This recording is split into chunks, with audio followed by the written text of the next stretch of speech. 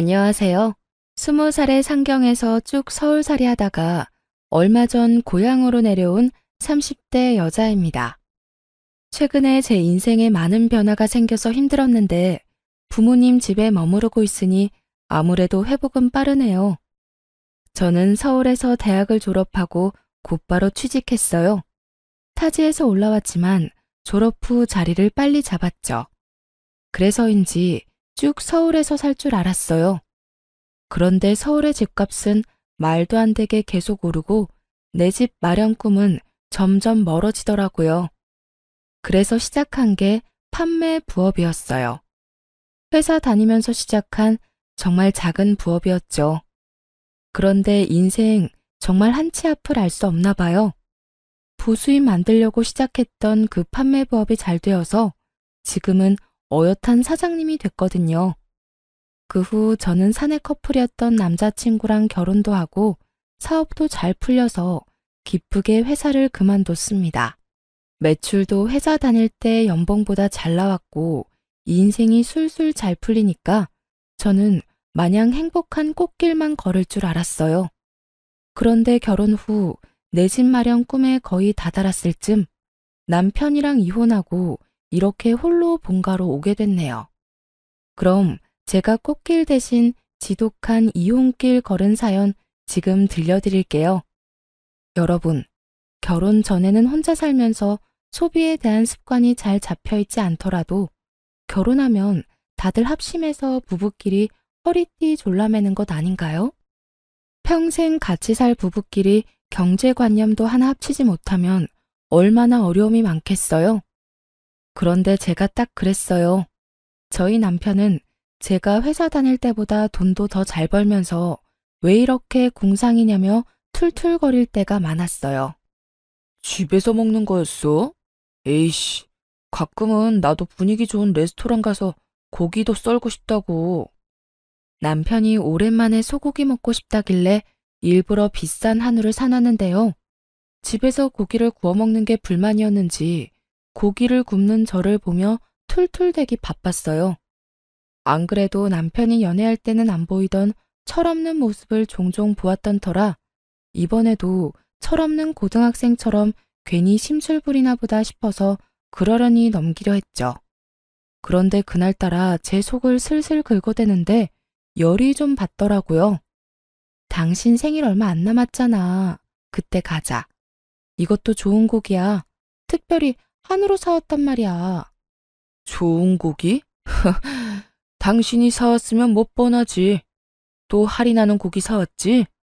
그리고 넌 레스토랑을 꼭 무슨 날이어야 가냐? 인생 재미없게. 아, 돈 벌면 좀 쓰는 재미가 있어야 하는데 그런 게 전혀 없잖아. 아니, 할인하는 건 사람이 못 먹는 소고기야? 일부러 시간 내서 사왔는데 말을 왜 그렇게 밉게 해? 우리 부자 아니고 그냥 평범한 서민이잖아. 당연히 레스토랑은 무슨 날이어야 가는 게 맞지. 그리고 재미가 없긴 뭐가 없냐? 통장에 잔고가 느는 재미가 있잖아. 난 잔고 보면 재밌기만 하고만 뭘. 아, 당신도 얼른 우리 명의로 된 집에서 살고 싶다며. 둘이 열심히 모아야 하루빨리 집을 사지. 하여튼 말로는 이길 수 없다니까. 아니, 난 그 과정이 이렇게 지질이 궁상일 줄은 난 몰랐지. 자유롭게 돈 펑펑 쓰는 우리 형이 부럽다. 자기야, 소고기 먹고 싶대서 소고기 사온 게 뭐 그렇게 궁상이야. 아, 먹기 싫으면 먹지 마. 당신 말하는 거 보면 뭐 어디가 예쁘다고 소고기를 사왔는지 모르겠어. 그냥 돼지고기나 닭고기 사올 걸 그랬다. 뭘 또 그렇게까지 화를 내. 아, 미안해. 내가 잘못했어. 당신도 참, 그냥 남편이 푸념 조금 한 거 가지고. 남편은 제가 고기를 구우면 막상 맛있게 잘 먹을 거면서 그렇게 꼭 눈치 없는 밉상처럼 한마디씩 흘리더라고요. 아니, 저희 부부가 먹는 양이 적은 것도 아니고 레스토랑 가서 스테이크 먹으면 20만 원은 거뜬히 나오거든요. 저도 나름 감성적인 여잔데 그런 분위기 왜 안 좋아하겠어요? 하지만 저는 분위기 따지며 큰돈 쓸 바에는 집에서 한우 10만 원치 먹는 게 낫다고 생각했거든요. 그리고 분위기만 따지는 소비는 내가 원하는 내 집 마련 시기를 점점 늦추기만 할 뿐이잖아요. 뭐 남편도 언행 불일치이긴 했어도 저와 같은 꿈을 꾸고는 있었어요. 아무래도 혼자 집을 마련하기는 좀 힘들어도 둘은 좀 낫잖아요.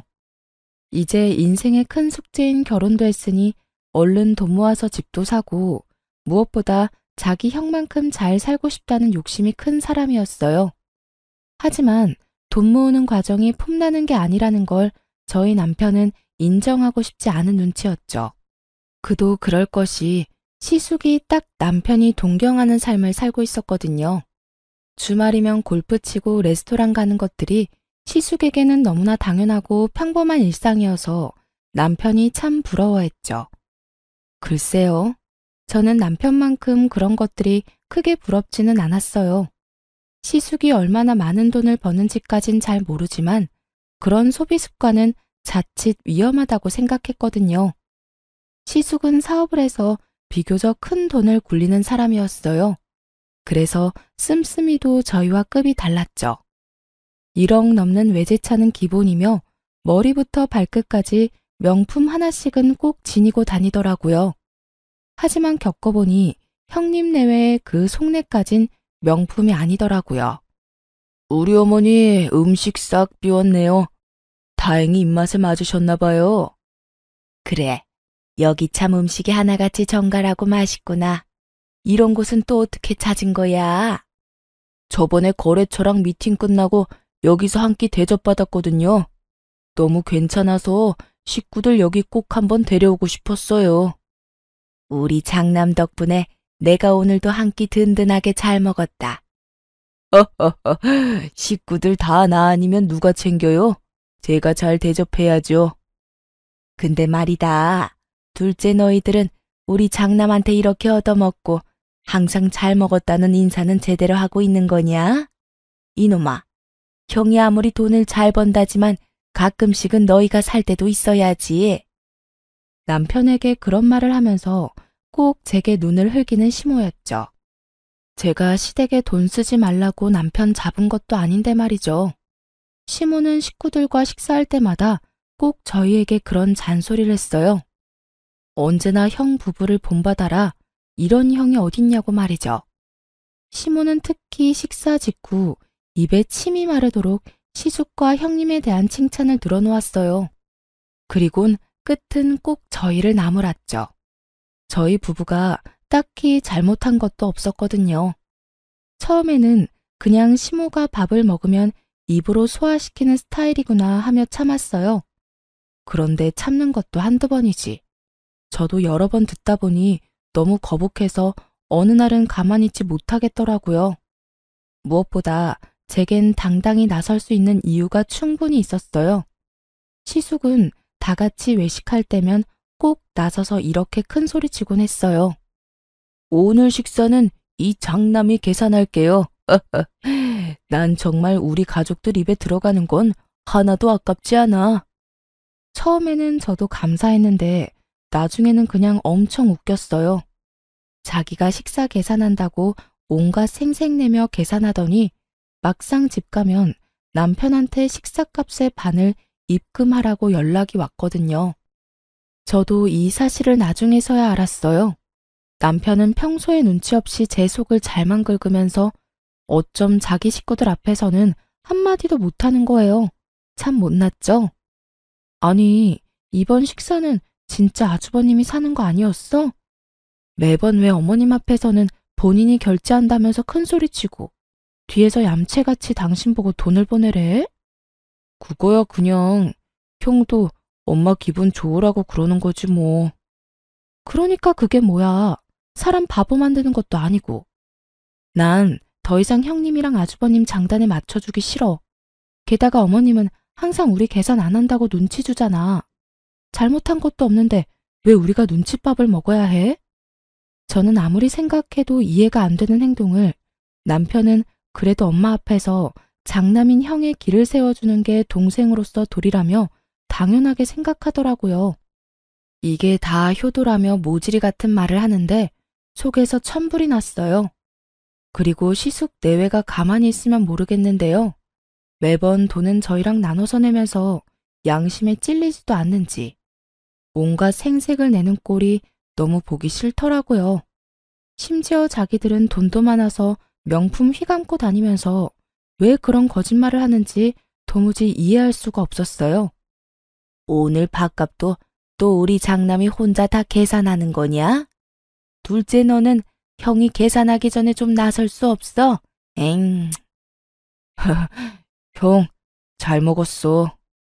역시나 형 앞에서 아무 말 못하고 멍청하게 당하는 남편을 저는 힘껏 노려보면서 어머님께 사실을 말하려 했어요.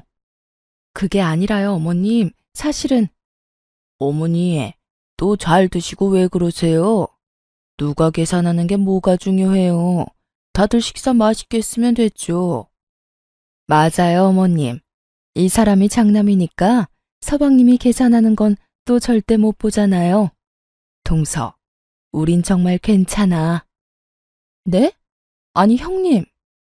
그런데 제가 억울해서 뭐라 말하려더니까 형님이 눈치채고 제 말을 딱 끊어버리는 거 있죠? 어머님, 그리고 좀 더 여유로운 쪽이 계산하는 게 맞죠. 저희는 정말 누가 계산하고 그런 거 전혀 신경 안 쓰니까 너무 그러지 마셔요. 언젠가는 서방님이랑 동서도 크게 쏘겠죠. 그치, 동서? 형님이 그 순간 제게 윙크하면서 말하는데 어이가 없어서 말문이 턱 막혀버리더군요. 그리고 어머님, 저희 남편이요. 저한테는 새 옷 한 벌 사주는 것도 아까워하는데 어쩜 식구들 챙기는 건 진짜 끔찍해요. 여보, 나한테도 좀 잘해. 허허허, 내가 항상 당신한테 고맙고 미안하지. 두 사람 정말 보기 좋구나. 둘째 너희는 이 모습 잘 보고 배워라. 에휴, 가족들한테 푼돈 아껴서 얼마나 잘 살려고 그러는지 원. 엄마, 둘째도 얼른 돈 모아서 자기 집 마련해야죠. 에이그, 그건 또 그렇네. 돈이 웬수다 웬수야. 엄마, 저희도 노력하고 있어요. 시모에게 대놓고 안 좋은 말을 듣는데도 아무 변명 없이 너털웃음 짓는 남편을 보고 저는 결심했네요. 얄미운 아주버님과 형님을 그날은 꼭 한 방 먹이기로요. 어머, 그런데 형님, 이건 또 못 보던 가방이네요. 아, 얼마 전에 아주버님 출장 갔다가 사왔다는 그 구하기 어렵다는 땡땡 명품백 맞죠? 응? 무슨 소리야, 동서. 에이, 좋은 가방 들고 계신데 티를 안 낼 수가 없죠. 그리고 저번에 전화로 말해주셨잖아요. 얼마 전에 연예인이 메고 나와서 구하기가 하늘의 별 따기라던 가방이 이거 맞죠? 아주버님 참 능력도 좋으시네요. 이 비싼 가방을 형님한테는 턱턱 사다 주시고. 전화로 들었던 것보다 실물이 더 예쁘네요. 평소에 제가 궁금해하지도 않는데도 그렇게 전화를 해서는 선물 하나 받을 때마다 그렇게 자랑질을 해댔거든요. 보통 시숙이 출장 가서 사온 선물들은 다 비싼 명품이었으니까요. 그러니 오만 곳에 자랑하고 싶어서 입이 얼마나 근질거렸겠어요. 그리고 제가 평소 검소하게 다니고 명품도 들지 않으니까 신난 형님은 은근히 염장을 지르며 저를 무시했었거든요. 그래서 시모 앞에서도 그 명품 자랑질을 어디 마음껏 해보라고 제가 판을 깔아줬죠. 시숙 역시나 제 말에 많이 당황한 듯 보였어요. 형님은 곤란한 얼굴로 누나를 요리조리 굴려댔어요. 시숙 눈치 한번 봤다가 다시 시모 눈치 봤다가 아주 바빴죠. 에이, 동서, 무슨 소리야. 저 가방 얼마 안 해. 아, 역시 아주버님한테는 국산차 한 대 값이 그렇게 큰 돈은 아닌가 봐요. 저는 무서워서 남편이 그런 비싼 가방 사준다 해도 싫다고 거절했을 거예요. 뭐? 국산차? 네, 어머님. 아주버님 정말 로맨티스트이지 않아요? 출장 갈 때마다 어떻게 한 번도 빼먹지 않고 구하기 어려운 명품백을 턱턱 구해오시는 건지. 으이그, 여보. 아주버님이 형님한테 이렇게 잘하는 걸 당신은 좀 보고 배울 필요가 있어. 그게, 여보, 그건 지금 할 얘기가 아닌 것 같은데. 응? 뭐가? 저는 아무것도 모른다는 얼굴로 해맑게 웃었어요. 남편이 눈치 보느라 진땀 빼고 있을 때 시모는 역시나 제가 예상한 반응을 보였죠. 참나, 넌 네 애미는 생각이 안 나던? 엄마, 그게요. 애미야, 너는 네 시애미 생각 안 나던? 어머님, 그런 거 아니에요. 아니긴 뭐가 아니니? 너네 지금 늙은이는 명품이고 뭐고 그냥 돼지처럼 배만 불리면 된다 그거지? 난 뭐 먹을 줄만 알아? 좋은 가방은 나도 들 수 있는데 너넨 어쩜 내 속을 몰라주니? 무슨 그런 말씀을 하세요. 어머님, 그런 거 아니에요. 아니긴 뭐가 아니요? 그러게. 당신은 뭐하러 가방 자랑을 했어? 사실 짝퉁이잖아, 그거. 그래. 엄마, 저 가방 얼마 안 해요. 그렇지. 짝퉁인데 내가 너무 오버했네. 맞아요, 어머님. 이거 가방 짝퉁이에요. 짝퉁은 무슨? 아니 정말 너희 나를 호구로 보는 거니? 명품 모르는 내가 봐도 딱 알겠다. 엄청 비싼 가방이란 걸. 그리고 저는 마지막으로 결정타까지 날렸답니다.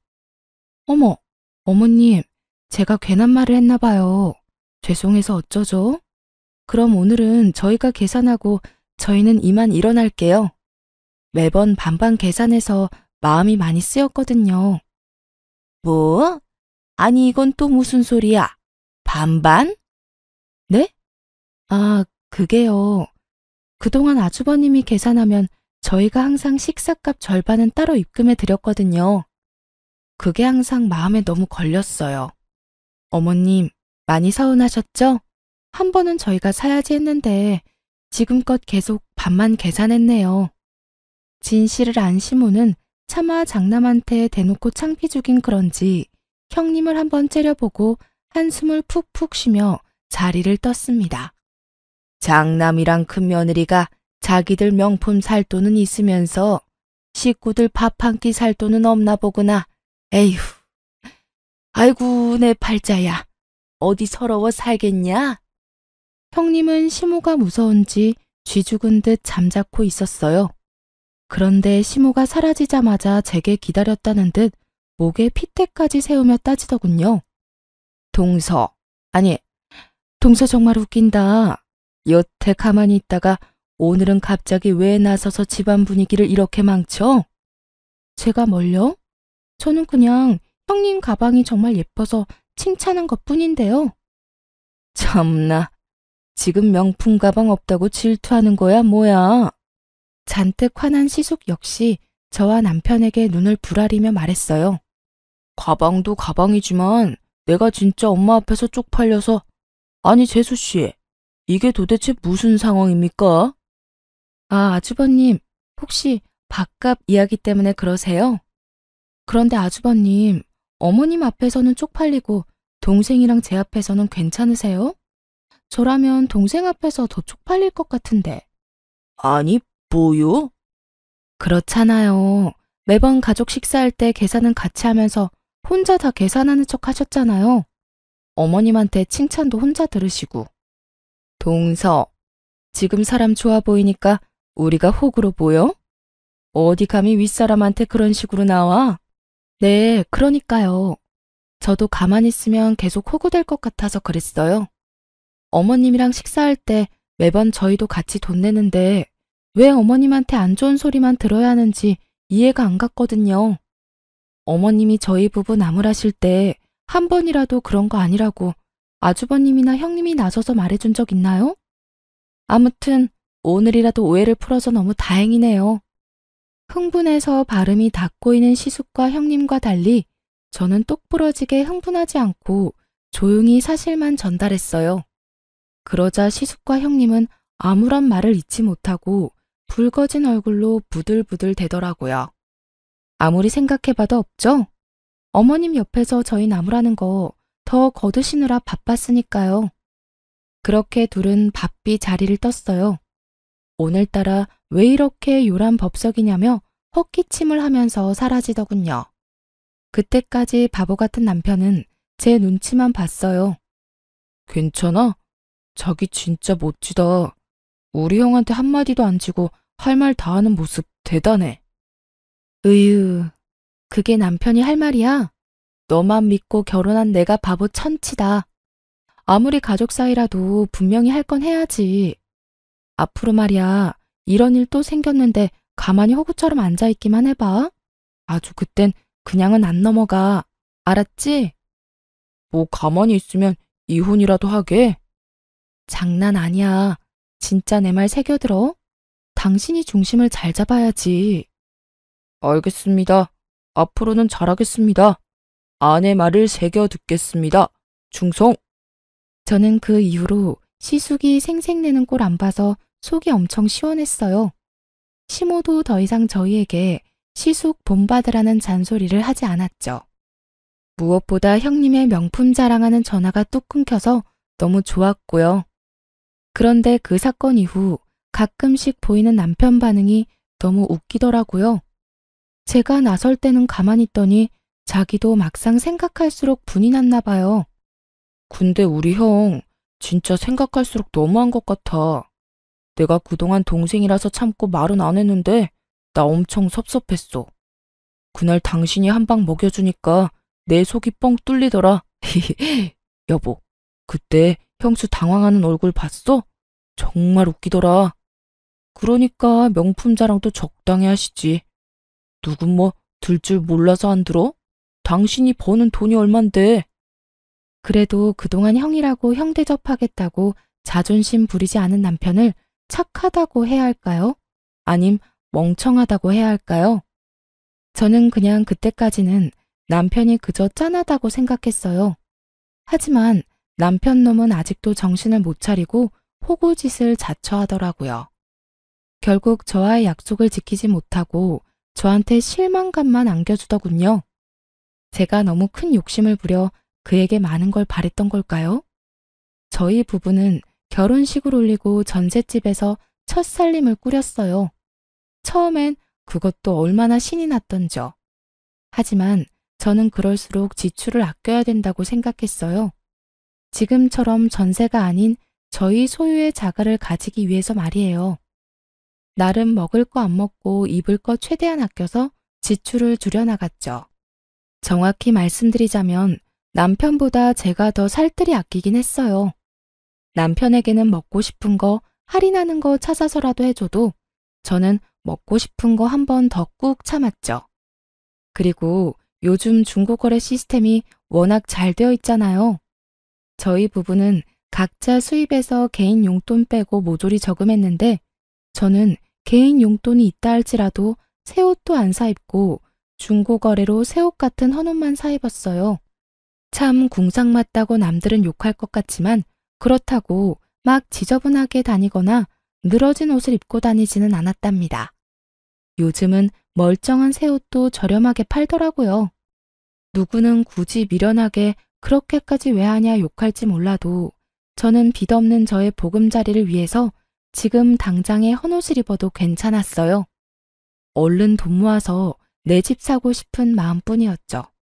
그런데 이 철없는 남편은 밥 먹고도 항상 입이 심심하다며 디저트나 간식을 배달시켜 같이 먹자며 떼를 쓰더라고요. 여보, 방금 밥 먹었는데 뒤돌아서니까 금방 또 배고프네. 아, 여보, 난 매운 게 왜 이렇게 땡기지? 우리 맛있게 매운 땡땡 떡볶이 시켜 먹을까? 연애 때였으면 저도 바로 떡볶이 제안에 넘어갔겠지만 이제 가정을 이뤘고 목표가 있는 저는 의지의 대한민국 아줌마였죠. 집 앞에 분식집 아직 안 닫았을걸? 분식집에서 포장해오면 5,000원이면 먹을 수 있는데 배달 떡볶이는 너무 비싸. 이것저것 시키면 배달비까지 거의 2만 원 넘잖아. 자기 먹고 싶으면 얼른 가서 사와. 난 안 먹어도 돼. 아, 싫어. 나가기 귀찮아. 그럼 떡볶이 말고 치킨은 어때? 오랜만에 치맥할까? 시원한 생맥주도 같이 시켜서 한잔하자. 당신 아까 밥 그렇게 먹고 밤중에 웬 치킨이야. 그렇게 출출하면 내가 치킨 너겟이라도 구워줄까? 냉장고 안에 캔맥주도 있어. 남편이 배달 음식으로 유혹할 때마다 저는 배달 어플 대신 냉장고랑 식량 창고를 열심히 뒤져서 남편에게 먹을 거리를 찾아줬어요. 뭐 남편은 당연히 제게 싫은 소리 했죠. 자기 개인 용돈으로 시킬 건데 왜 배달도 맘대로 못 시킨다며 엄청 짜증을 냈어요. 저는 그저 개인 용돈이라 할지라도 집에서 배달비로 허무하게 쓰지 않길 바라는 마음이었는데 말이죠. 당신 돈 아까워서 지금 그러지? 나 치킨이랑 생맥주 지금 당장 먹고 싶다고. 난 뭐 내 맘대로 배달도 못 시켜 먹어? 걱정 마. 다 내 용돈으로 시킬 거니까. 아니야. 난 그냥 집에서 배달 시켜 먹는데 3만 원씩 쓰는 것보다는 나중에 나가서 그걸로 맛있는 거 사 먹으라고 그런 거지. 우리 좀 전에 밥도 배부르게 먹었잖아. 거짓말. 그냥 돈 아까워서 그런 거면서. 이뿐만 아니라 남편은 어느 날은 또 비싼 게임기를 사고 싶다. 차를 새 걸로 바꾸고 싶다. 참 여러 가지로 징징거리며 저를 괴롭혔어요. 하지만 저는 어떻게든 남편을 어르고 달래서 절약하는 데 성공했어요. 그러고 마침내 은행 대출 없이 오로지 우리 돈으로 집을 살 수 있는 날이 다가왔어요. 남편의 얼굴을 봤는데 정말 놀라서 한참을 벙쪄 있더라고요. 여보, 우리 진짜 집 생기는 거야? 은행 지분 잔뜩 있는 대출 낀 집 말고 진짜 우리 집이야? 정말 고생했다 우리. 아니, 당신 덕분에 여기까지 온 거지. 그동안 내가 너무 철없게 굴었지? 미안해. 그 순간 그동안 제가 소갈이 했던 부분이 싹 해소됐어요. 그때만큼은 남편이 제게 정말 미안해하는 눈치였거든요. 남편의 말들을 듣는데 괜히 눈물이 나고 그동안 철없는 남편이 저지른 미운 짓도 다 잊을 정도로 행복했어요. 비록 저희가 모은 돈이 서울에서 집 사기엔 턱도 없었지만 이 세상 어딘가에 저희 집이 생긴다는 사실만으로 기뻤어요. 저와 남편은 돈을 모아서 제 고향인 지방으로 내려가기로 결혼 전 약속했었거든요. 거기가 아파트 가격도 예상과 맞았고 아이 키우며 살기 딱 적당했어요. 그리고 제 사업이 커진 만큼 일손도 늘어났었기에 남편은 회사는 그만두고 제 일을 본격적으로 돕기로 했어요. 다행히 둘 다 월급쟁이가 아니라서 지방으로 가는 게 가능했죠. 요즘 취업난이다 뭐다 일자리 구하기가 너무 어렵잖아요. 둘 다 걱정 없이 밥 벌어먹고 살 수 있음에 저는 너무 감사했어요. 그런데 저희 남편은 주어진 현실에 전혀 감사해하지 않고 당연하다는 듯 아주 뻔뻔하게 더 큰 걸 제게 바라더군요. 저는 30대이지만 제 남동생은 현재 고등학생이에요. 나이 차이가 많이 나는 늦둥이라 거의 제가 키우다시피 했죠. 아무래도 애틋하다 보니 동생이 부모님한테 받는 용돈이 있어도 제가 또 따로 한 달에 20만 원을 용돈으로 챙겨줬어요. 그런데 그걸 우연히 알게 된 남편이 불같이 화를 내더군요. 사실 제가 결혼 전부터 동생 용돈을 챙겨왔던 거라 부부가 된 후 미리 언지를 못 줘서 서운할 수 있겠다 싶었어요. 하지만 과하게 화를 내는 남편 때문에 또 마음이 확 상하더군요. 나는 게임하는 거 고작 몇만 원도 못 쓰게 하더니 자기 동생한테는 20만 원? 장난해? 당신은 동생만 중요하지? 아니, 고작 몇만 원 아니고 게임으로 결제한 거 몇십이었잖아. 심지어 한 번도 아니고 매달 결제하잖아. 게임에 쓰는 돈 좀 자제해달라고 한 게 그렇게 잘못이야? 내가 미리 동생 용돈 챙겨주는 거 말 못해서 미안해. 미안하긴 한데 이게 당신이 이렇게까지 화낼 일인가 싶어. 20만 원이면 내가 버는 돈에 비해 턱없이 적은 돈인 거 알잖아. 게다가 당신은 개인 용돈 말고 생활비에서 쓴 거고. 나는 내 용돈에서 준 거란 말이야. 미안하면 미안한 거지 왜 이렇게 변명이야? 난 그것도 모르고 매일 너한테 잡혀 살았네. 몰라. 나도 이제 돈 펑펑 쓸 거니까 말리지 마. 그리고 입장 바꿔서 내가 형한테 돈 주다가 들키면 당신 가만 있을 거야? 무슨 말도 안 되는 억지야. 아주버님은 돈 많은 어른이고 내 동생은 아직 미성년자야. 용돈 필요할 나이 지나면 나도 안 줄 거라고. 그리고 내가 그랬던 건 전부 나 위해서 그랬던 것만은 아니잖아. 당신도 우리 집 이렇게 빨리 구매하게 됐다고 분명 기뻐했었잖아. 우리 둘을 위한 거였는데 항상 왜 나만 나쁜 사람 만들어 왜? 와, 이젠 자기가 잘못해놓고 큰 소리네. 종종 남편은 개인 용돈을 다 썼다며 함부로 저축 통장에 손을 댔다가 제가 엄청 화를 냈었거든요. 함께 모으는 통장이고 둘이 살 집을 사기 위해 모으는 돈인데 저 몰래 게임 아이템 결제하고 배달 음식 먹다가 여러 번 들켰어요.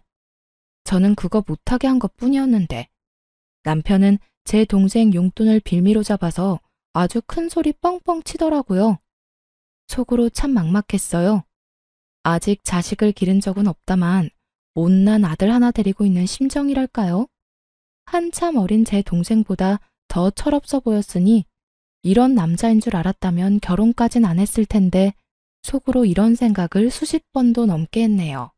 하지만 이미 결혼식도 치렀고 이런 게 이혼 사유가 된다고 생각하진 않았어요. 철없는 남편일지라도 사랑해서 결혼한 건 사실이잖아요. 애써 남편의 좋은 점을 떠올리며 긍정적으로 생각하고 넘겼어요. 그런데 이런 제 노력에도 불구하고 넘길 수 없는 큰 고비가 찾아오더군요. 남편과 말다툼하고 며칠 뒤였어요. 서로의 답답함에 대화도 제대로 안 했었거든요. 그래서 서로 서먹한 상태 그대로 시모 생일을 맞이했어요. 어쨌거나 남편은 제가 동생한테 용돈 20만 원 주는 게 서운하다 했으니 이번엔 제가 먼저 시모 생일을 제대로 챙겨주면 남편도 화가 풀릴 거라 생각했어요. 어머님, 생신 정말 축하드려요. 고맙다. 제가 아직까지는 어머님 취향을 잘 몰라서 용돈 준비했어요. 다음에는 어머님 취향 잘 공부해서 센스 있게 선물로 드릴게요. 그때 제가 시모의 생일 용돈을 준비했다고 하니까 남편은 제게 소리 없이 입모양으로 얼마냐고 묻더군요. 저도 마찬가지로 입모양으로 100이라고 말하자 남편은 뭔가 마음에 안 든다는 듯 아리송한 표정을 지었어요. 식사 끝나고 저랑 같이 백화점 가요, 어머님. 제가 가서 마음에 드는 가방 하나 사드릴게요. 용돈도 모자라서 가방? 어머, 둘째가 무슨 일이냐? 무슨 좋은 일이라도 생겼어? 요즘 사업 잘 풀리나 봐. 그래, 일이 안 되기만 하면 재미없지. 그래, 아무쪼록 잘 풀려서 다행이다. 네? 저 사업은 잘 안 된 적은 한 번도 없었는데. 이상하게도 제 사업은 언제나 잘 풀리고 있었는데 항상 시댁 사람들은 은근히 걱정하는 말투로 저를 무시하더라고요. 솔직히 제가 시댁에서 특별히 돈 아낀 적도 없었거든요. 남편이 뒤에서 뭐라 말이라도 전한 건지 알 수 없었죠. 아님 제가 형님처럼 명품을 빼입지 않아서 무시당한 거였을까요?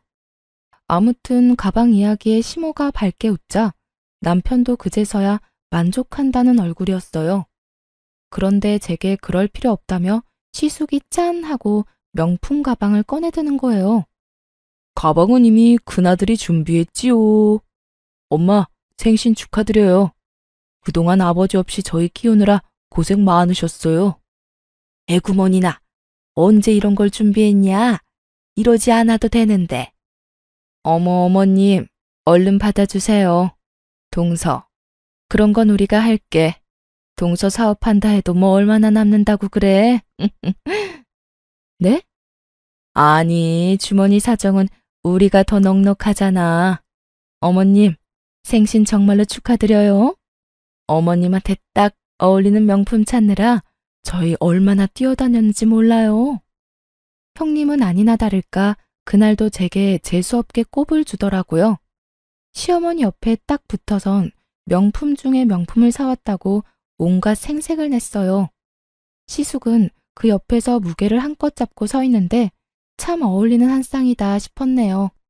돈 주고도 못 구하는 귀한 품번의 가방이라며 형님이 요란을 떨어댔지만 가방을 받고 좋아하는 시모를 보니까 기분이 크게 나쁘진 않았어요. 평소 용돈을 좋아하셔서 고민 없이 현금부터 준비했는데 차라리 묻지 않고 깜짝 선물을 사드릴 걸 그랬나 살짝 후회도 됐어요. 그런데 시모가 신나서 드는 명품 가방을 자세히 보니 어딘가 이상해 보였어요. 명품 안 쓰는 제가 봐도 A급도 안 되는 짝퉁으로 보였거든요. 보증서도 안 보이고 쇼핑백도 새 것처럼 안 보이더군요. 나이 든 시어머니가 눈도 어둡고 평소에 명품 쓴 적도 받아본 적도 없으니 제대로 알 리가 있나요? 저렇게 펄쩍 뛰며 좋아하시는데 차마 나서서 사실을 밝힐 수도 없고 괜히 형님만 조용히 노려봤네요. 차라리 제가 용돈 드리지 말고 그 돈까지 보태서 짝퉁 말고 더 좋은 가방이나 지갑 사드릴 걸 그랬나 후회가 되더라고요.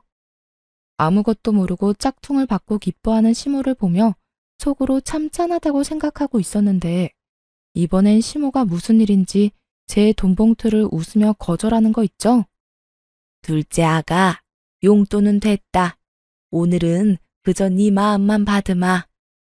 시모가 그럴 리가 없는데 예상치 못한 반응이 나오자 당황스러워서 오히려 제가 뭘 크게 실수했나 싶었어요. 생일인데 현금만 딸랑 준비한 게 서운해서 그런가 싶었는데 아주 시모가 하는 뒷말이 너무나 충격적이었어요. 짠한 감정은 순식간에 저 멀리 사라졌거든요. 아, 너네가 장남 사업자금 보태기로 했다며? 근데 내가 어떻게 염치 없이 용돈을 받겠니? 둘째야, 참 잘 결정했다. 아가, 너도 사업하니까 잘 알겠지? 가족사이긴 하지만 이것도 투자라고 생각해. 우리 장남이 원금보다 분명 배로 돌려줄 거야. 그럼 가족이라면 이렇게 서로 어려울 때 도와야지. 나한테는 그게 선물이야. 그러니 내 용돈은 됐다. 너도. 네? 어머님 그게 도대체 무슨 말씀이세요? 제가 돕다뇨 뭘. 저는 너무 놀라서 목소리는 물론이고 몸이 벌벌 떨리기 시작했어요. 남편은 그런 저를 보고도 태연하게 이렇게 말했죠. 우리 집 살 돈 잠깐 형한테 빌려주기로 했어. 뭐? 왜 나한테 말 안 했어? 며칠이나? 며칠이라니? 3억 다시 받으려면 좀 시간 걸리지. 세상에, 정신 나간 남편놈이 아파트 계약금 자그마치 3억을 저와 상의도 없이 시숙에게 사업자금으로 빌려주기로 했다는 거예요. 저는 그 순간 이성의 끈이 딱 풀렸어요. 그동안 참았던 울분도 함께 터졌죠. 아주버님한테 그런 푼돈이 왜 필요해? 아주버님, 돈 많은 거 아니셨어요? 형님 입이 있으시면 말을 해보세요. 아까 저보고 여유 있다고 하셨잖아요. 그렇게 은근히 저 무시할 때는 언제고 갑자기 집 살 돈을 빌려달라고요? 다시 갚을 능력은 되시고요. 야, 우리 형이 우리 돈 떼먹었어? 왜 이렇게 막말이야? 그리고 넌 네 동생 달에 20만 원씩 용돈 주면서 이건 또 용납이 안 돼. 심지어 우리 형은 네 동생처럼 날름 돈만 받는 게 아니라 빌리는 거라고. 나중에 이자 쳐서 다 갚을 건데 뭐가 문제야? 그거랑 이거랑 같아?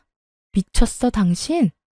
그동안 우리가 이 집 사려고 얼마나 고생했는데 주말마다 골프 치러 가는 당신 형이 뭐가 아쉬워서 우리한테 3억을 빌려? 은행한테 빌리라 해. 참나, 뭐가 어째?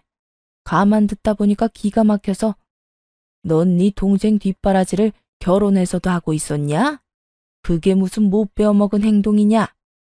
넌 이제 엄연히 우리 집 식구다. 어디 친정 식구만 뒤에서 몰래 챙기려고. 그리고 올랑 3억 가지고 어디 유세야. 넌 시댁이 우습냐? 어머님, 3억이에요. 그게 비교가 되나요? 그리고 결혼했다 해도 친정이 남이 되는 게 아니잖아요. 네, 우스워요. 너무너무 우습네요. 무엇이라? 시모는 그 자리에서 저를 잡아먹을 듯이 달려들어 호통을 치더군요. 여러분, 20만 원이랑 3억이 같은 선상에서 비교할 게 되나요? 아무리 빌려준다지만 최소한 저랑 상의는 했어야 하잖아요. 당연히 그 3억에는 남편보다 제가 더 지분이 많았고요. 무엇보다 남편이 저와는 아무런 상의 없이 집값을 시댁에 홀랑 다 넘겨줄 계획을 하고 있었다는 게 너무 소름 끼쳤어요. 당신한테 미리 말 못한 건 내가 미안해. 근데 집에 가서 따로 이야기하면 되는 걸 이런 날 꼭 여기서 이런 식으로 싸워야 직성이 풀려? 그리고 막말로 내가 진작 털어놨어도 당신이 쉽게 허락했겠냐고. 설마, 아니지? 그래, 아파트 잔금 안 넣었어. 설마 했는데 시모 생일이 아파트 잔금 치르는 날짜였거든요. 여태 안 치르고 이놈이 그걸 시숙에게 넘겨줄 생각을 하고 있었더라고요. 정말 미쳤어, 당신.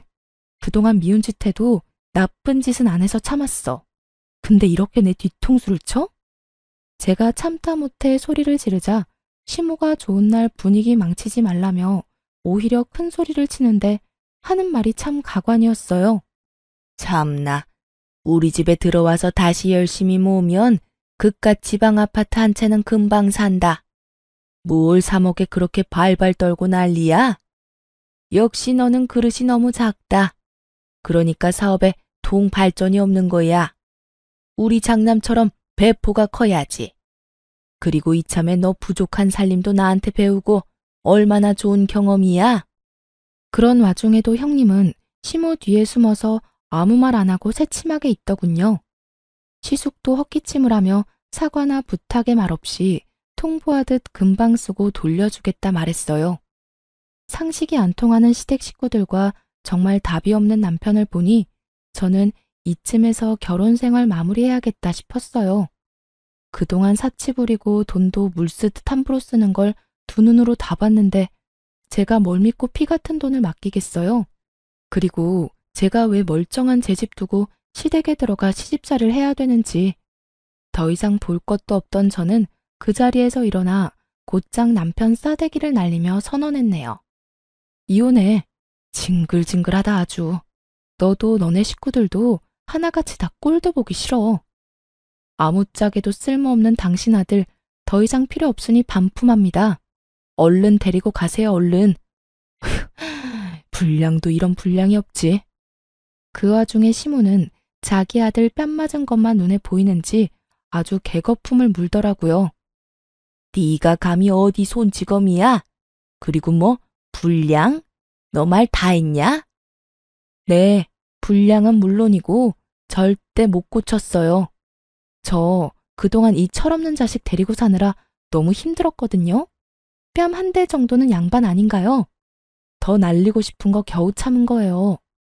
그러니까 이제 어머님이 이놈 다시 데려가서 마저 키우세요. 툭하면 애처럼 구는데 아직 덜 자란 것 같거든요. 아님 원래 저런 정신 수준일지도 모르겠네요. 그리고 꼴랑 3억, 그깟 3억 정 보태고 싶으면 어머님 집 팔아서 보태주시면 되겠네요. 저는 여기 그 누구한테도 제 돈 한 푼 줄 생각 없어요. 여보, 너 진짜 왜 그래? 정신 차려. 너무 흥분했어. 그만해. 진정하고 집 가서 이야기해. 너야말로 정신 못 차렸니? 아직도 상황 파악이 안 돼? 네 형한테 투자하고 싶으면 이혼하고 네 돈으로 해, 이 자식아. 남편은 지금껏 뭘 믿고 그렇게 나댔던 건지 저의 단호한 이혼 선언에 동공이 마구 흔들리며 깨갱하더군요. 내가 잘못했어. 우리 일단 집 가서 둘이 이야기해, 응? 남편은 이런 반응은 예상을 못했던 건지 갑자기 잘못했다고 싹싹 빌기까지 하더라고요.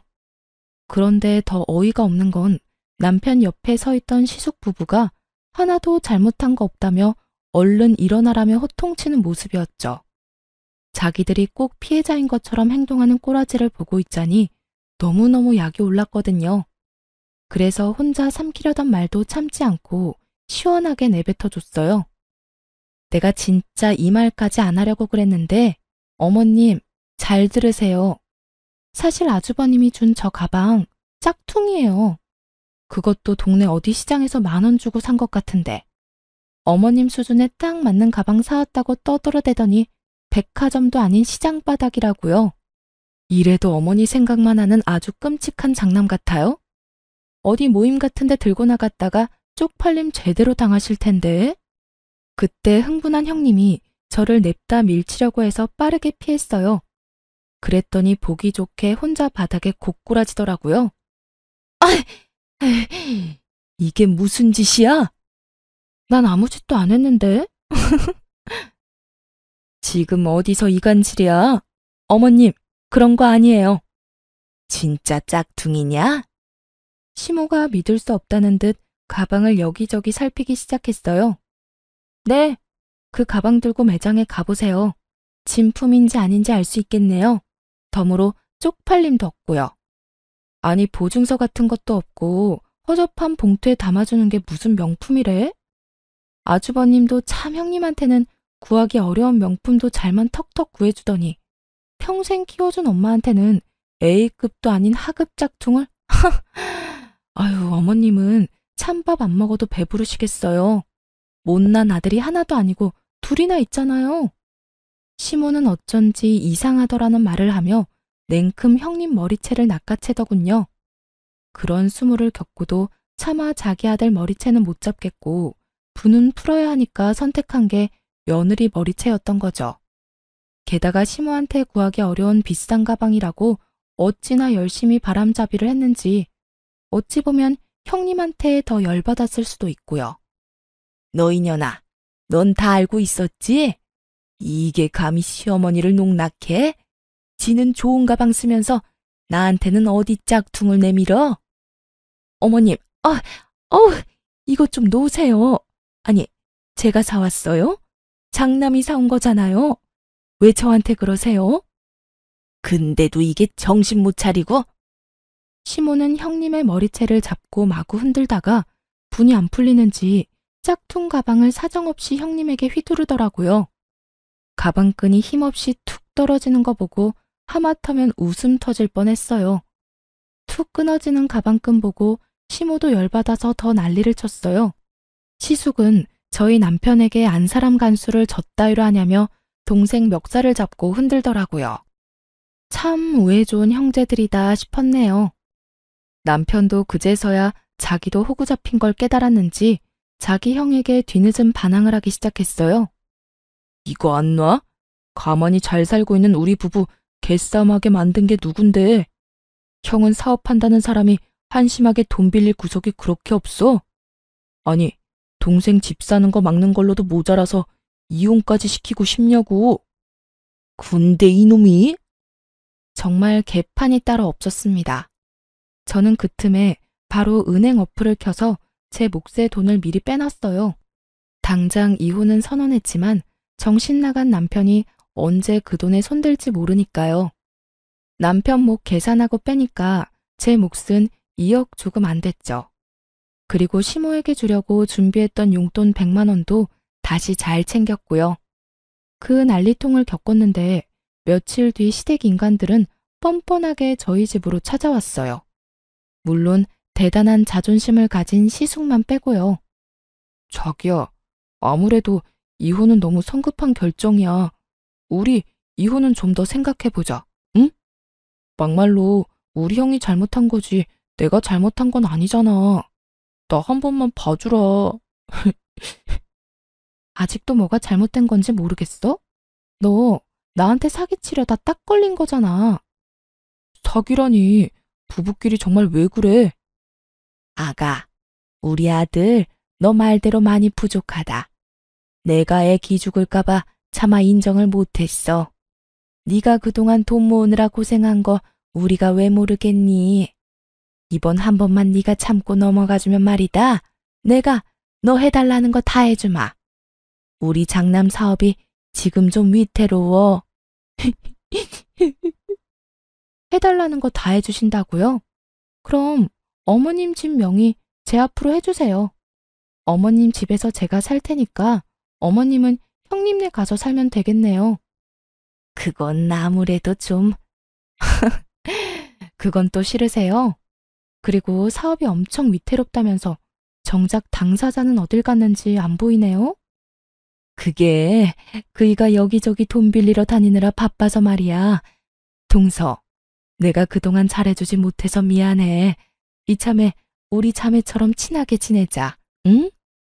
남편, 시모, 형님 셋이 제 앞에 무릎 꿇고 싹싹 비는데 저는 그 모습들도 그저 가증스럽기 짝이 없더라고요.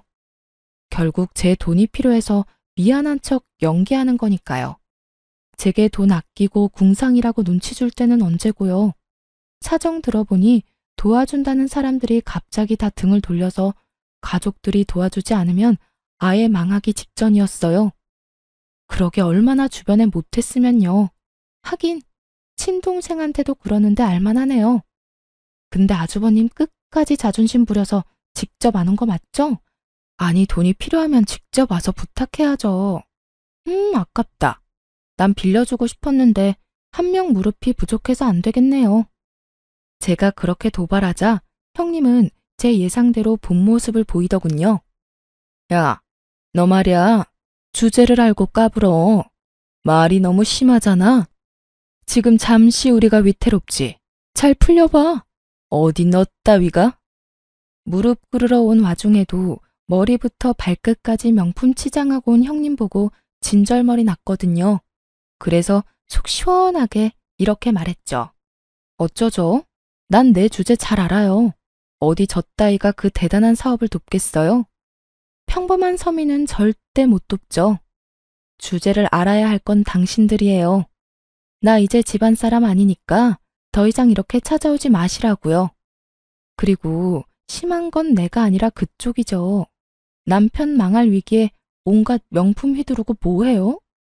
나한테 구걸하기 전에 당신 집에 있는 그 명품들이나 가져다 팔아요. 뭐라고? 어디 자존심 부려? 지금 네가 큰 소리 칠 때야? 어머님, 네가 사치만 안 했더라도 장남이 현금이 모자랐겠어? 어머님, 저만 그 돈 썼겠어요? 장남이 유흥하느라 다 썼네요. 애초에 돈을 빌려줄 생각은 없었지만 저를 두고 실랑이를 벌이는 꼴을 보니 어이가 없었어요. 형님은 더럽고 치사해서 빌릴 생각 없어졌다며 곧 사라졌고 그 뒤로 시모랑 남편이 제 바지가랑이 붙잡고 제발 도와달라는데 전 그냥 개무시하고 내쫓았어요. 그 뒤로 저는 신속하게 그 집에서 탈출했죠. 금전적인 거래가 오가지 않은 시점이라 물증만 있어서 소송은 안 하고 그냥 남편과 빠르게 협의 이혼했어요. 금전적인 거래가 있지 않아서 오히려 다행이었죠. 저는 전 남편이 감옥에 가는 것보다 제 피 같은 돈 못 돌려받는 게 더 무서웠으니까요. 시댁 근황은 굳이 알고 싶지 않았는데 소문이 들려오더군요. 전 시숙은 결국 사업 다 말아먹고 이혼 소송 중이라 들었어요. 형님이랑 시숙 그 나물의 그 밥이라고 잘 살지 왜 이혼하나 싶었죠. 한때 형님이었던 그 여자는 어이없게도 남편이 어려워지니까 아주 바로 이혼하자 하고 서류부터 들고 왔다네요. 그 모습에 시숙도 눈이 돌아서 절대 그냥 이혼 못 해준다고 했대요.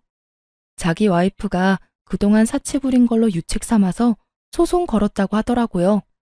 그 모자라고 못된 여자가 그 와중에 자기가 모았던 명품은 온전히 자기 거라며 울며 불며 소유권까지 주장했다고 하고요. 당연히 소유권은 전 시숙에게 돌아갔지만요. 제 전 남편이 이미 형 대신에 헐값에 팔아버린 명품 가방과 옷, 구두 때문에 그 여자 아주 피눈물 흘렸다고 하네요. 명품 그게 뭐라고 그 난리인지 저는 지금도 이해가 안 가요. 시모랑 전 남편은 뭐 자기 가족 말만 믿고 전 재산을 그 사업에 다 털어넣었다네요. 망할 사업에 왜 자기 가족들까지 다 끌어들인지는 모르겠지만 결국 쫄딱 망해서 그 셋은 방 한 칸짜리 집에서 같이 살고 있다 합니다. 형 취급, 장남 취급은 물론이고 인간 취급까지 못 받으며 돌려막지 못한 투자금 갚기가 힘들어 일용직을 전전하고 있는 것 같더라고요. 저번엔 전 시숙이 술을 진탕 마셨는지 어이없는 문자를 보내놨더라고요. 읽어보니 저 때문에 망했다며 제 탓을 아주 장문으로 보내놓은 거 있죠? 제가 동업을 한 것도 아니고 돈 안 빌려줬다고 탓하는 건 무슨 심보인지 모르겠어요. 그냥 스스로가 무능한 걸 숨길 핑계가 필요했던 거겠죠? 전 시모는 말년에 무슨 꼴이냐며 밤마다 통곡을 한다는데 참 자업자득 같아요. 전 남편은 그렇게 이혼했는데 종종 제게 잘 지내냐고 연락이 오더군요. 지능이 낮은 건지 뻔뻔하게 잘 지내냐고 문자 와서 차단했어요. 저는 원래 계획대로 고향에 내려와서 잘 살고 있어요. 물론 이제 함께할 남편도 없고 집은 못 샀지만 부모님 집에서 가족들과 다 같이 살고 있어요. 부모님한테 적은 돈이지만 용돈 드리면서 계속 집을 사기 위해 저축 중이에요. 솔직히 저도 사람인지라 가끔은 돈 아낀다고 허덕이는 제가 싫을 때도 당연히 있었어요. 하지만 결국 제 곁에 남는 건 돈이었네요. 혼자지만 언젠간 저도 제 예산에 맞는 좋은 집 찾겠죠? 뒤통수 맞고 나니 사람은 더 이상 못 믿겠네요. 사치 부리고 허영 가득한 그들의 최후를 보니 제가 틀리지 않았고 올바르게 살았다는 걸 실감하는 요즘이에요. 가끔 앞뒤 사정 모르고 남편 배신하고 이혼했다며 저에게 안 좋은 말들을 하는 사람들도 있는 걸로 알아요. 그들에게 이 모든 사정을 하나씩 밝힐 수도 없고 답답했는데 앞으로 제 이야기 뒤에 사는 사람들에게 이 사연을 대신 보내주려고요. 여러분, 혹시 제가 그런 시댁에 호구 잡혀서 돈 빌려주는 게 맞았다고 생각하세요? 부디 저의 탈출을 함께 축하해 주시리라 믿어요. 그럼 지금까지 제 긴 사연을 함께 들어주셔서 감사합니다.